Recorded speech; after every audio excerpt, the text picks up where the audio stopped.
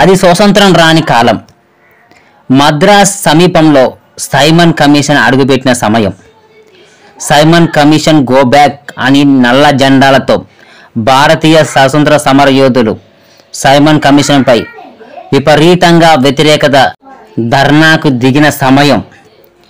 British పోలీసులు ఈ స్వతంత్ర సమర యోధుల్ని అడ్డుకోవడం కోసం, వాళ్ళ ఆందోళనని చెల్లా చెదురు చేయడం కోసం ఒక పోలీస్ కాల్పులు జరిపాడు.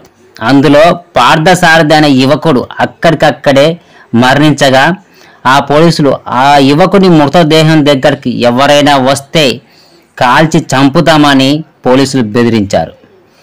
ఈ మాటకు కోపోద్రిక్తుడైన ఒక వ్యక్తి దమ్ముంటే కాల్చమని బ్రిటిష్ పోలీసుకు సవాల్ చేశాడు.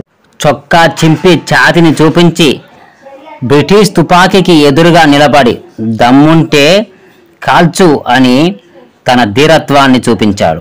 అతనే మన ఆంధ్ర కేసరి, మన టంగుటూరి ప్రకాశం గారు. ఆంధ్ర రాష్ట్రానికి తొలి ముఖ్యమంత్రి, స్వతంత్ర సమరయోధులలో ప్రముఖ స్థానంలో నిలిచిన వ్యక్తి.